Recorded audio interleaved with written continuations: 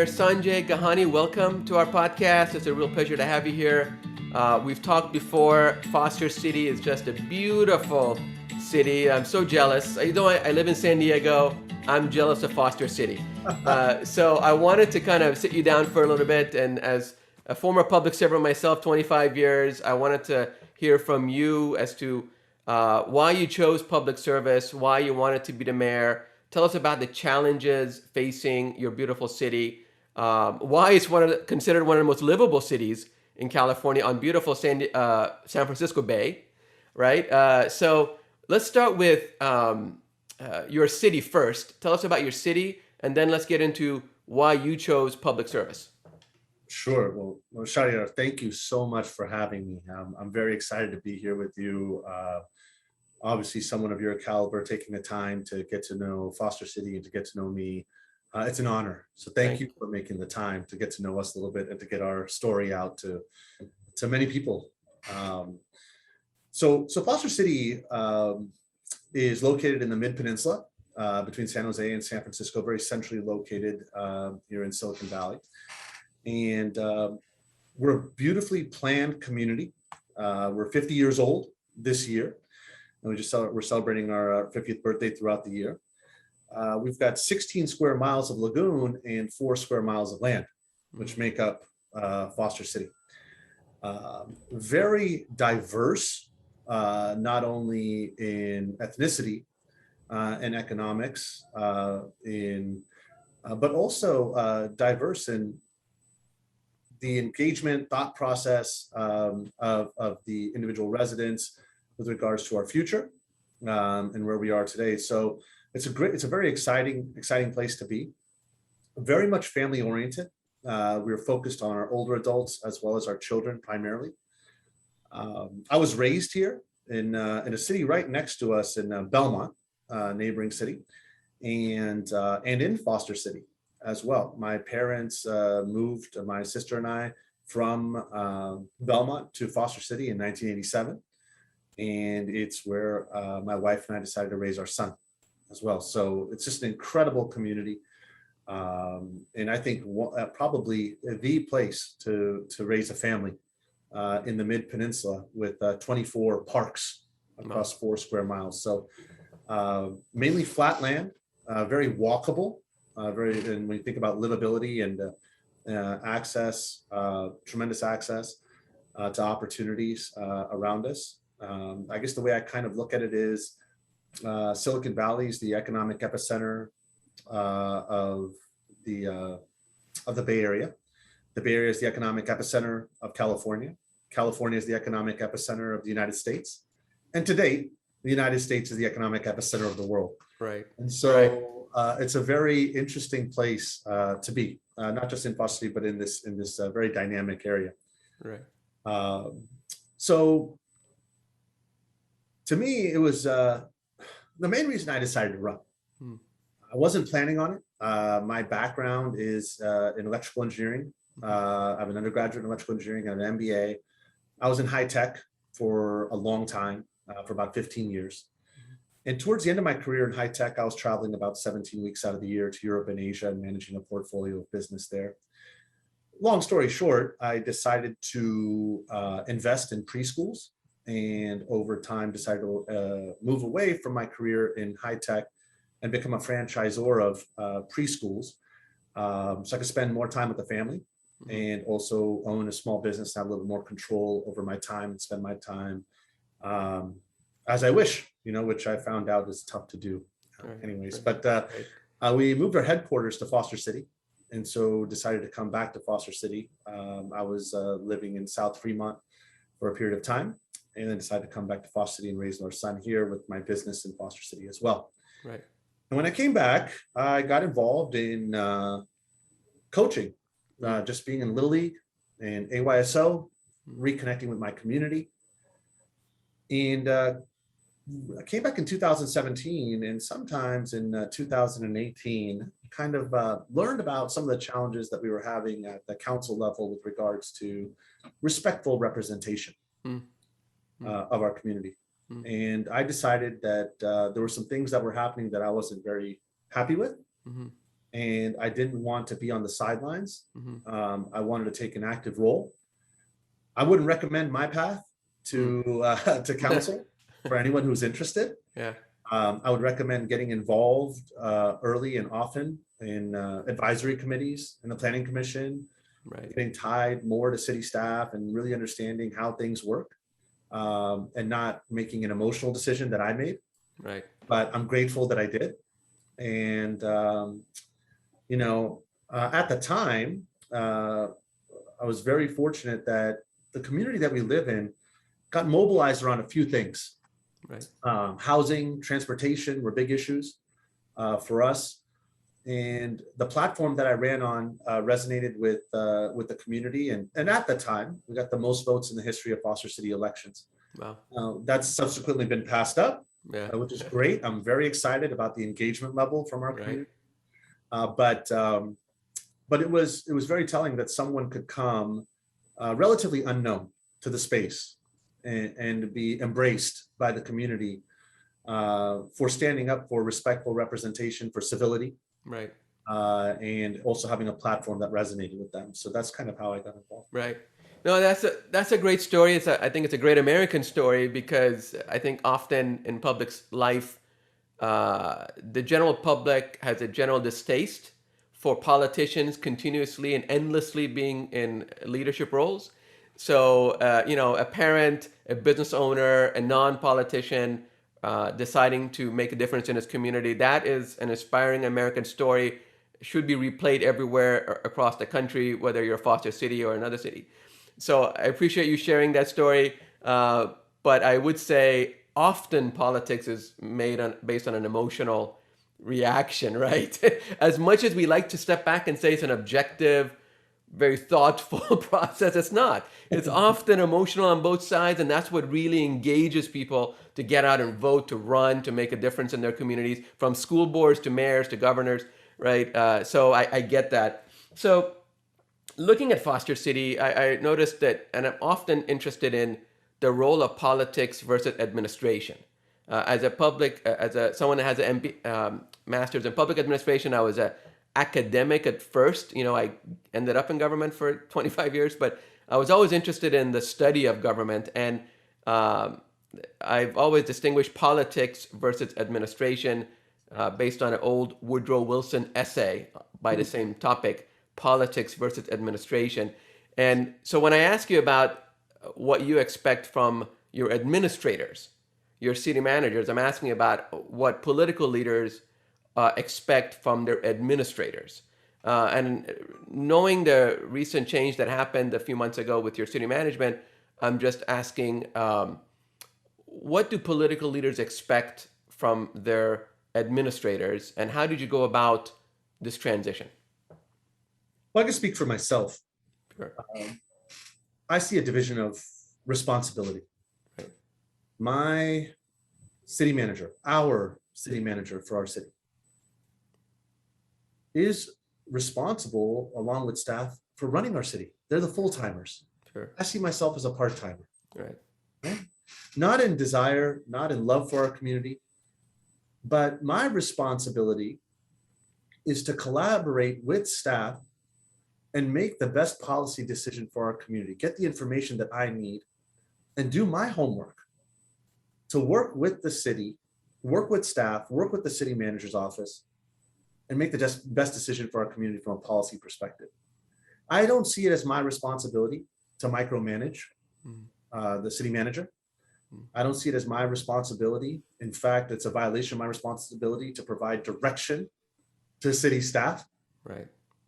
But when I look at my community and I actually look at governance, I invert the pyramid. I put the people at the top, my community at the top, and then I put staff right below them. And then I put us as council underneath that as an inverted pyramid. Right. And the reason why is not because I don't think that we have a voice and that we should be representing and leading and leveraging the trust that's been put in us to do the best thing for the community. But I really see my role as establishing a very close relationship between the community and the city staff.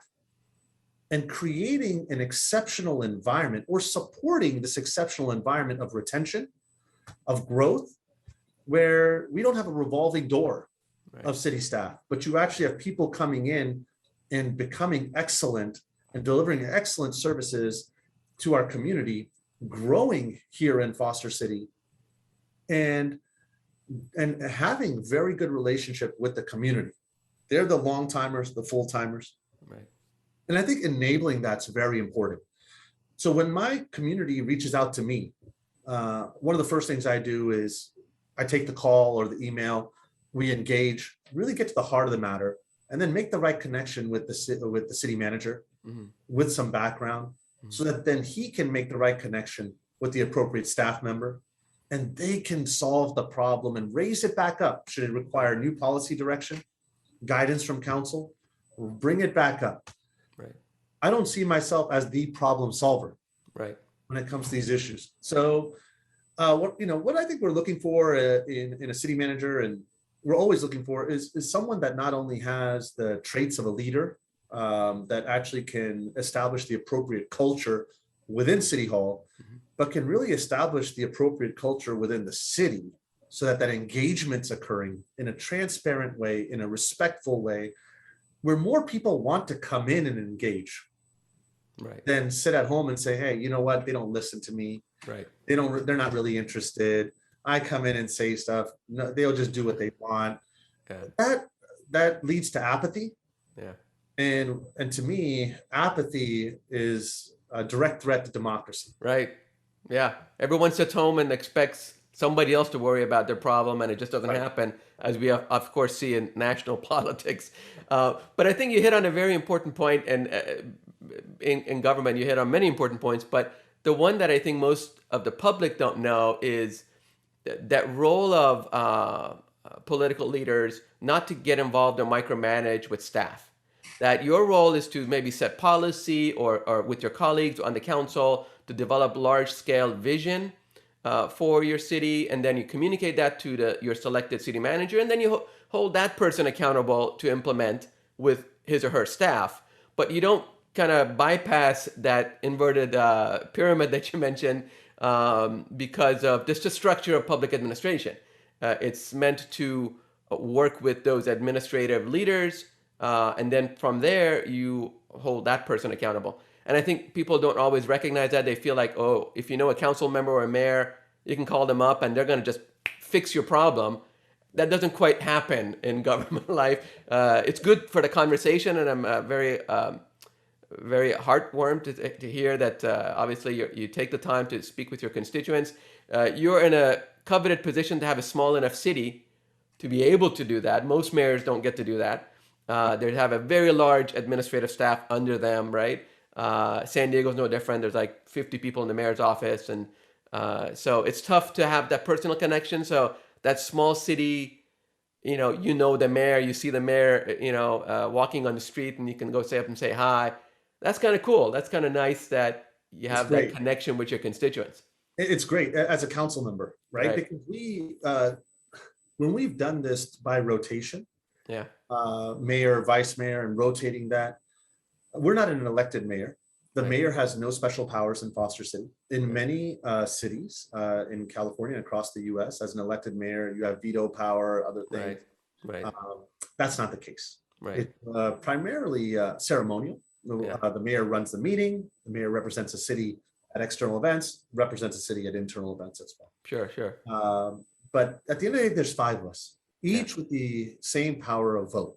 Right. And so, even as a council member, one of the things I failed to mention as we were talking about this topic, just even a few minutes ago, is I kind of gave an answer internal to Foster City, but there's also the external to Foster City and regional collaboration that's very important in San Diego County with the cities that we have here, and some of the issues that we're facing with housing, traffic, they're regional.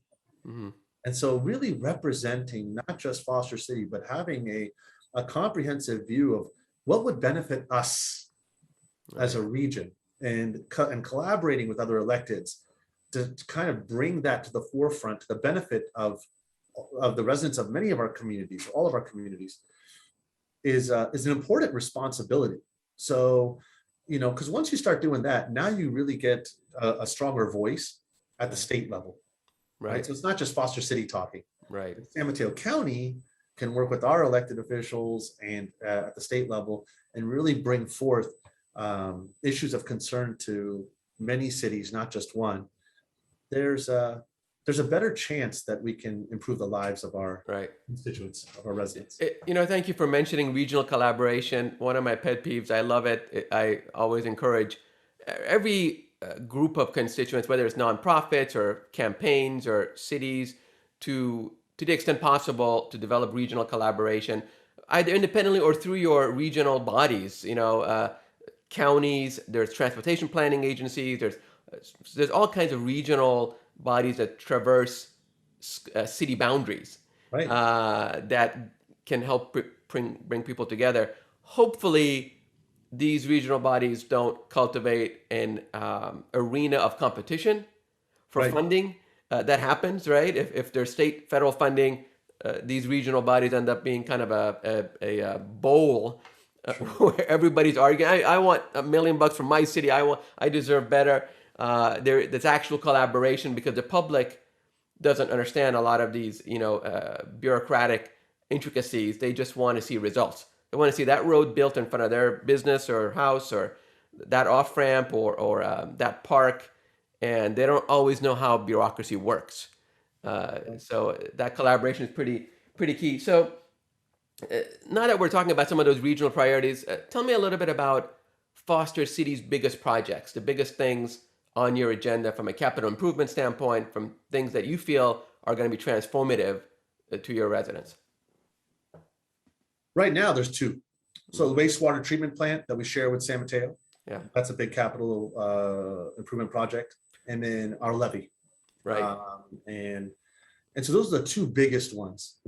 There are other things that we as a council have been discussing for a while, which, once they come, to a public meeting, I think they'll be more appropriate to discuss at that time. Sure. But there are definitely things that we're thinking about, in improving the quality of life for our residents that can be improved. But generally speaking, Foster City being 50 years old, there are things that we have to keep an eye on from an infrastructure perspective. Right. We, and by we, I use it very, not just literally, but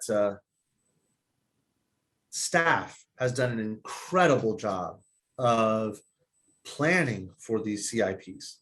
Right. And dedicating or allocating funds annually to ensure that when things are supposed to be replaced or repaired, we're not scrambling at that time for the money.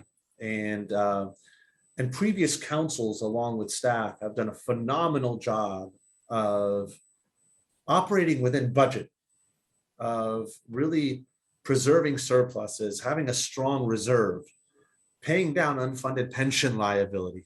Wow. Things like that. Very strategic in nature. Right. In order to ensure that when the time comes, that those budgets are appropriately funded to kind of take care of these issues. But to answer your question directly, there are really two big projects: so wastewater treatment plant on time, on budget, right, and our levy, which is on time and on budget. This is amazing. Thank you for mentioning the staff work that goes into this stuff and the thoughtfulness. I'm also surprised to learn I'm speaking with a city that I'm older than the city. So I need to think about that next time. But you mentioned the levy, and I just find that, I mean, most of the levy understanding that the public has is some of the failed levies that we have in the South. The European cities, communities have a lot more advanced levy system that seems like we do. But sounds like small Foster City has thought that far ahead and invested in the levy system to protect against potential flooding, sea level rise. That's a major commitment for a small city. Are other cities in the region part of this levy system?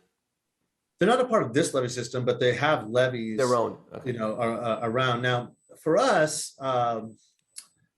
this is really a levy improvement project. So we already had a levy, right? And then we had basically a requirement that was placed upon us Right. that should we not increase the height of the levee Yeah. appropriately, that Foster City would be designated in a flood zone. Oh, wow. Yeah. That was going to require additional insurance Right. from any homeowner, Right. Sure. ways and everything. So that became a real challenge. Right. And the council at the time went out to the community, engaged with the community. And when it came on the ballot, it passed, gosh, I want to say almost 80%, close Wow. to it, Right. that we were going to allocate funds through a bond measure to improve our levy. And we're improving our levy in a few ways. Not only are we increasing the height of it, but we're expanding the width of the ability to walk and ride bikes on it so that it's much safer for our community. Oh, cool. It's an amenity that's used by many people, not only in Foster City, but around Foster City. And so, when we finish it up, it's going to be a beautiful amenity for all of us to enjoy. I guess as a resident and as an elected, my concern really is it's great that we're raising our levy, but water isn't just going to come into Foster City through Right. Foster. Right. Right. Everybody else needs to do it too. And I think the county's taking the steps to start having that discussion with cities around Foster City, Right. that that we need to actually protect the Right. entire line. And so those conversations are happening now. But Foster City absolutely has taken a leadership position in this. And the residents of Foster City have taken a leadership position in this and allocating up to $90 million to get this levy improvement project done on time. Well, good for you, because honestly, I don't see other cities having that foresight or that commitment, the dedication, and that's a big concern. Sea level rise is a national imperative, and cities along the coast, or in this case, the Bay, San Francisco Bay, are in danger.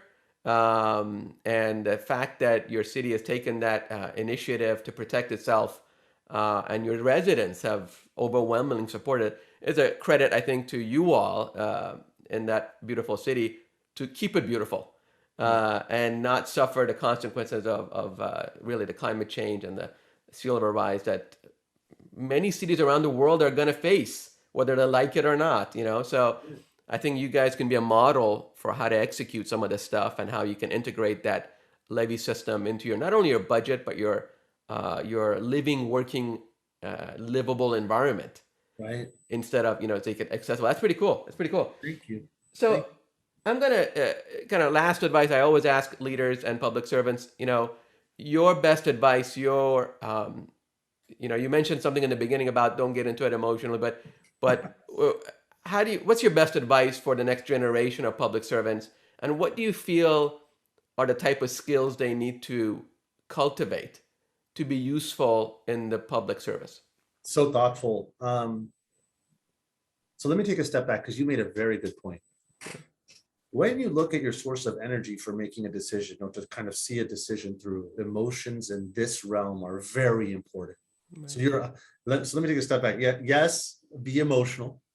I think even though I'm grateful for the opportunity that's been given to me, and I'm grateful for the decision the family made to support me, and I'm grateful for the decision that I made to run, to represent, don't make it just emotional. Right. And that was, I think, an improvement. That any advice that I were to give to anyone else, emotions are great, but also be a little bit more strategic. Engage with electeds. So make this a multi-year plan. Don't make it a multi-week or multi-month decision. Right. I made a decision in July of 2018 and ran and submitted my papers in August. Yeah. Out of the blue, here we are. Yeah. Not the way to do it. Yeah. But fortunately, I think in my city, I was able to engage and knock on so many doors. Right. And really have those conversations. And that kind of leads me to some of the traits you want as an elected. Remember that when you're running to sit, that you're putting this energy to get to the starting line. Right. Winning an election isn't the finish line. Right. It's a starting line. Right. It's a good point. Yeah. You know, and so you're doing all of this work Yeah. to say, you can trust me to represent you. And Right. should you earn that trust, remember that trust that you earned, and remember you have just started.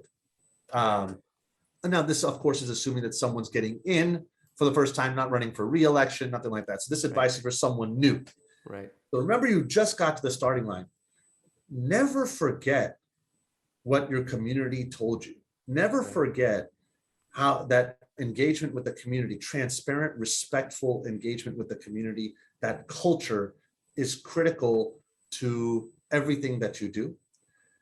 Have a very strong and do the introspection necessary to have a very strong value system. And any decision you make, bounce that off that value system. Right. Don't ever put anything or say anything that you wouldn't want on the front page of the news. Just don't do it. Right. Right. Advice, I would say. Right. Learn of the importance of collaboration. You can do nothing alone. Right. You must learn what and respect positions that don't match yours on the dais. Right. You must be able to deliver your points, not against people, but for issues. Right. Never make it about the people. Right. Always make it about the issue. Right.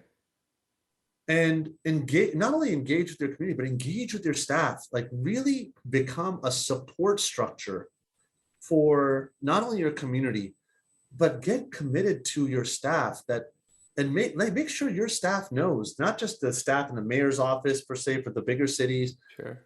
but even in a small city like mine, put them up on your shoulders. Don't stand on theirs for a better view. Right. Put them up on your shoulders and do things to create an environment where they feel free to think outside the box, to make mistakes, recover from those mistakes, and not be penalized in a council meeting or get berated. That's not going to help any city move forward.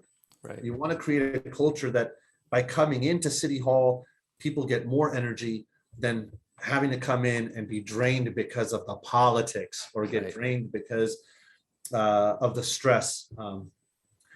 The people that work for a city are so different than the people that work for corporations. Right.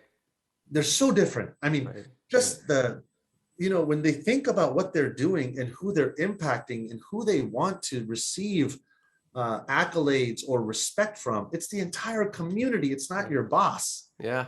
Not your boss's boss. It's not just the organization that you work in. Right. It's truly the community. And so they're driven by different needs and desires. Right. Recognize those, embrace them, support them, be selfless, serve without regard for reward would be another piece of advice. Right. If you're coming in to get self-worth, you're in the wrong field. That's right. I can't tell you how much I appreciate when someone comes to me when I'm at the shop, out with my son or my wife, and we're out, grocery shopping or whatnot, and they want to give me a hug and just say, thank you. Nice. Thank you so much. Nice. There's a tremendous amount of energy there that I take to keep me on my path. But there's so many more times that someone says, Sanjay, I need to talk to you about something. You're doing something wrong. Yeah. And I love those conversations. My advice would be, if someone wants to ask you one question, be prepared to ask them 3. Yeah. Engage them. Don't just answer that one question. Say, hey, thanks for stopping me. I got a few questions for you too. Right. What do you think about this, this, and this? Make it more engaging. Maybe what ends up happening is that word starts spreading and you can get more of your community to engage, which I think should be an end goal for any of us that are representing. Right. And more of the community to come forward. Right. I guess that would be some of the advice. Have a great cabinet. Yeah. You don't have to do it alone. You didn't get there alone. You're not alone on the dais. Have good representation on key issues, people that want to get engaged, and continually engage with them. It's very difficult, even in a small city to engage with 34,000 people. Right. Got to kind of level it up so that the 10, 20, or even 50 people that you normally engage with, you get a sense that they're representing thousands, Right. in what they're saying. Right. And then as you're making decisions, you're kind of getting feedback, from Right. them. But have a very solid cabinet, and you form that early and stay connected with them often. Right. But I appreciate you asking the question. I know I threw a lot out there. No, I think this is excellent advice for, I want to say, politics 101 or public administration 101, because I think I was just on a call yesterday with some young leaders that want to get into government life, and they were kicking around whether I should do, or whether they should do it, or how they should do it, or what to expect and what to learn. And I want to play back your last 5 minutes for them, because that's everything they need to know in getting into political leadership, and the humility that should come with the job. Often it doesn't. And obviously the higher up political leaders go in government, sometimes that is completely lost. But I always like one city manager's quote here in San Diego, when he said he likes city management because it's the closest layer of public service to the people. Totally.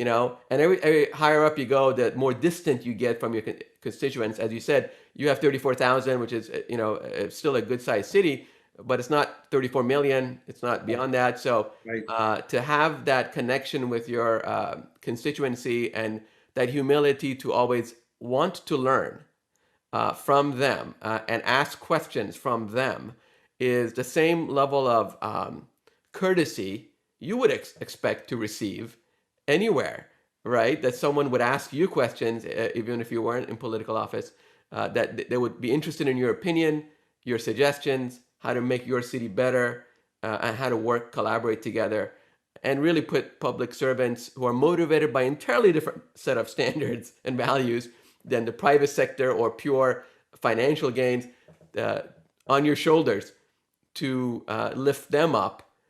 Because I think the more, I think I read somewhere, leaders cultivate other leaders, right? They don't just feather their own nest. They cultivate other leaders because it makes your job easier.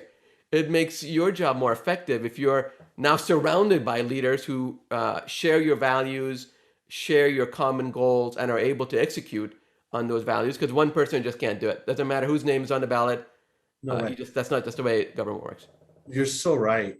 Shari, and obviously you're so knowledgeable, right? So, I mean, I really appreciate everything you're sharing with me too, right? Because you're spot on. And some of the things that you said that I think are kind of resonate again with me is that this idea that I think sometimes it's easy to feel people selected me. It's about me as an elected. That's, it's not. It's actually the opposite. It's about us. Right. It's about us as a group, and the trust that's been placed in you is because there was some commitment that you made that is going to be about us. If you walked around telling people it's going to be about me, if you vote for me, you're not going to get a vote, right? Yeah. It's about us. Right. It's about us. Stay true to that. Right. And one thing and you talked about humility. I think if you make it about the issues, right, and don't make it about the people, it'll help you not internalize the shots that you may take on a council dais from others that don't believe in the civility that you believe in, right, don't believe in the respectful representation that you believe in. They may represent themselves in a different way. Sure. But it gives you a barrier to internalizing a personal attack. Right. You will get that from the community. You're going to get it on your votes. You're going to get it on what you say. Maybe you run a yellow light, you're going to get it, whatever it is. The people are, whatever they're looking for, they're going to find something, right? Sure. And if you are able to say, hey, I'm here for the issues and for the people. And if you're attacking that, you're attacking my position on the issue, and you're attacking the people that support this. You're not attacking me. Right. That kind of mentality gives you, I think, the ability to breathe through those situations. Because one of the things that it took me a while to get adjusted to was being on camera. Yeah. Decisions like you're up there and with the Brown Act, you have no idea what someone else is going to say. That's right. And you try to create that one friend out of five on a certain issue and say, can we at least agree on what we're going to say? Right. And Right. if I at least know that I'm not on an island, you're on an Right. island with me, Right. that, happens, Sure. which is totally legal and it happens. Of course. Of course. But as you're having that debate or you're opining together, Mhm. it's so exciting. Honestly, it's been so exciting to me because as an athlete growing up, there was so much preparation that I did as a team, Mhm. but you don't know Right. how the team is going to react until they're Right. in that situation. Right. You got the ball, 5 seconds to go in the game, you're dribbling up the court. Who's going to take that last shot? You can have a plan, Right. but you don't know. Similarly, you're sitting up there and people are starting to say things and you cannot think about really, you're not really thinking about what your previous thoughts were. You have to be present Right. and really think on the fly. So you have to come prepared and then be able to think on the fly to really contribute to the discussion and to the debate, so that you can arrive at consensus, Right. which is a critical component to moving Oh things my God. forward. That's a whole different program right there. Consensus building in the public realm. I think that'll be the topic of my next podcast. But Mayor Sanjay Gehani, I've taken so much of your time. I so appreciate your insights. I've learned myself not only about your leadership style that I hope will illuminate and provide a pathway for other political leaders, but also about your beautiful city and what you've done to make it so. So my gratitude, my respect, my well wishes to Foster City and yourself. I hope we can stay in touch because I have my eye set on what you guys are doing in Foster City. Thank you so much. Shahryar, thank you so much for having me. An absolute pleasure being with you, and thank you for the opportunity for me to share my story and the story of Foster City. Thank you.